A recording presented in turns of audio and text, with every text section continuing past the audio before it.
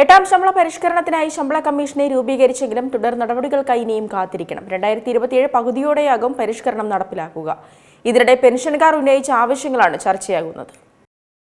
എട്ടാം ശമ്പള പരിഷ്കരണത്തിന് വേണ്ടിയുള്ള കാത്തിരിപ്പിലാണ് രാജ്യത്തെ കേന്ദ്ര സർക്കാർ ജീവനക്കാരും പെൻഷൻകാരും. ശമ്പള കമ്മീഷനെ രൂപീകരിച്ചെങ്കിലും റിപ്പോർട്ട് സമർപ്പിച്ച് ശമ്പള പരിഷ്കരണം നടപ്പിലാക്കാൻ ഇനിയും ദിവസങ്ങളെണ്ണി കാത്തിരിക്കേണ്ടി വരും. 2027 പകുതിയോടെയാകും പരിഷ്കരണം നടപ്പിലാക്കുക എന്ന് റിപ്പോർട്ടുകൾ പറയുന്നു.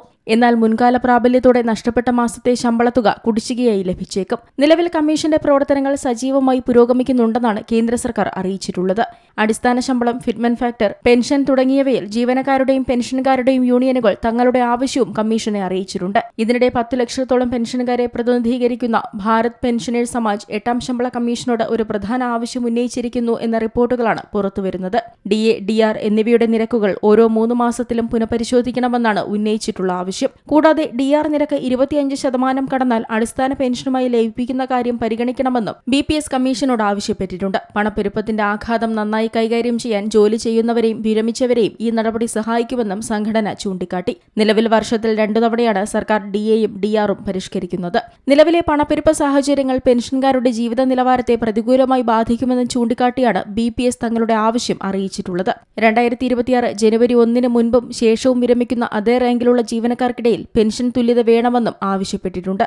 3 മാസത്തെ DA, DR പരിഷ്കരണങ്ങൾക്കൊപ്പം ഏറ്റവും കുറഞ്ഞ പെൻഷൻ 45,000 രൂപയായി ഉയർത്തണമെന്നും BPS നിർദ്ദേശിച്ചു. 3.83 ഫിറ്റ്മെന്റ് ഘടകം ഉൾപ്പെടെ ഏറ്റവും കുറഞ്ഞ അടിസ്ഥാന ശമ്പളം 69,000 രൂപയായി നിശ്ചയിക്കണമെന്നും ആവശ്യപ്പെട്ടു.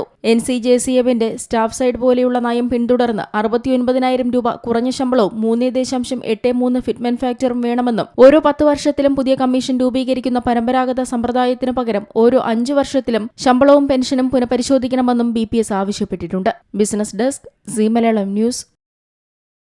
ഏറ്റവും പുതിയ വാർത്തകളും വിശേഷങ്ങളും വിരൽ തുമ്പിലറിയാൻ സീ മലയാളം ന്യൂസ് എല്ലാ ഡിജിറ്റൽ പ്ലാറ്റ്ഫോമുകളിലും ലഭ്യം.